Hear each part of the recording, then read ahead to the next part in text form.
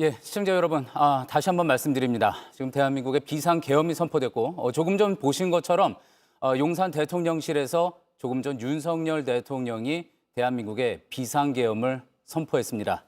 지금 용산에 있는 저희 취재기자 연결해서 어떤 상황인지, 어떻게 이렇게 전격적인 이야기가 나오게 된 건지 좀 더 들어보도록 하겠습니다.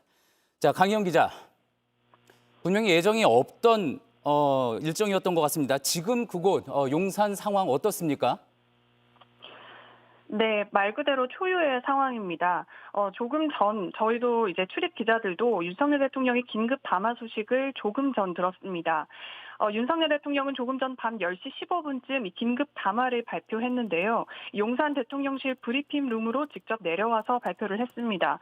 지금까지 국회는 우리 정부 출범 이후 22건의 정부 관료 탄핵 소추를 발의했다면서 세계 어느 나라에도 유례없는 상황이라고 이 담화문을 시작을 했는데요. 윤 대통령은 또 이어서 판사를 겁박하고 또 다수의 검사를 탄핵하는 등 사법 업무를 마비시키고 또 행안부 장관 탄핵, 방통위원장, 감사원장 탄핵 등 이 행정부마저 마비시키고 있다면서 야당을 겨냥했습니다. 이어서 민주당이 주요 예산을 전액 삭감해 국가 본질 기능을 훼손하고 이 대한민국을 마약 천국, 또 민생 치안 공황 상태로 만들었다며 이런 민주당의 입법 독재는 예산 탄핵까지도 서슴지 않았다고 지적했습니다. 그러면서 이 자유민주당은 자유 대한민국의 이 헌정 질서를 짓밟고 또 헌법과 법에 의해 세워진 정당한 국가기관을 교란시키는 것으로서 내란을 획책하는 명백한 반국가 행위라고 지적했는데요. 그러면서 우리 국민의 이 자유 행복을 약탈하는 파렴치한 종북 반국가 세력들을 일거에 척결하고 자유헌정 질서를 지키기 위해 비상계엄을 선포한다고 밝혔습니다.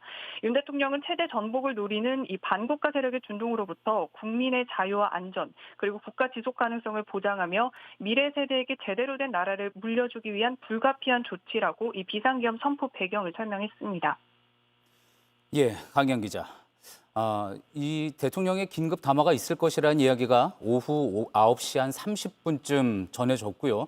어떤 내용인지는 어느 쪽에서도 대통령실에서도 또 국방부에서도 어느 곳에서도 파악이 되지 않았던 것 같습니다. 그러다 이제 밤 10시 20분에 접어들면서 대통령이 용산 브리핑실의 모습을 드러냈고 비상계엄을 선포하게 됐는데 어땠습니까? 오늘 하루 종일 용산 기자실에서 또 대통령실에서도 대통령이 긴급계엄을 선포할 것이다라는 그 부분에 대한 분위기가 감지가 됐습니까?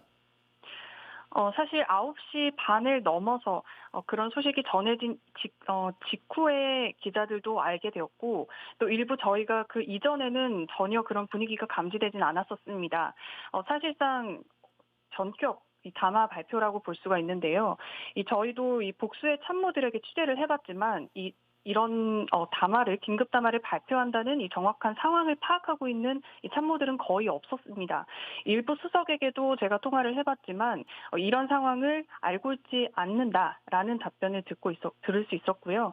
이런 갑작스러운 발표로 대통령실 내부에서도 또 출입 기자들도 이 당혹스러운 분위기가 감지되고 있는 상황입니다. 예. 수석들도 알지 못했다면 윤석열 대통령을 둘러싼 아주 극히 일부만 오늘의 발표에 대해서 알고 있었다는 이야기인데요. 지금 용산 대통령실 분위기는 어떻습니까? 많은 참모들이 지금은 모이고 있습니까? 괴물이 된 것입니다. 아직까지 그 부분에 대해서는 파악을 좀 하고 있는 상황입니다. 다만 이 대통령이 직접 발표를 또 갑작스럽게 발표를 한 부분이 있기 때문에 일부 참모들이 현재 대통령실로 모여서 후속 조치나 이런 부분들에 대해서 또 논의를 할 걸로 보입니다. 다만 앞서 말씀드린 것처럼 이 대통령실 내부에서도 극히 일부 참모들만 이 사실을 알고 있었기 때문에 당혹스러운 분위기가 감지되고 있는 것도 사실입니다. 예.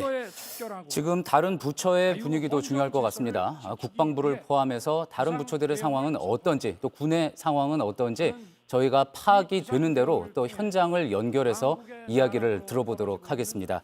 지금까지는 용산 대통령실에 나가 있는 강희연 기자였고요. 또 대통령실에서 소식이 들어오는 대로 저희가 강희연 기자를 연결해서 계속 이야기 전해드리도록 하겠습니다.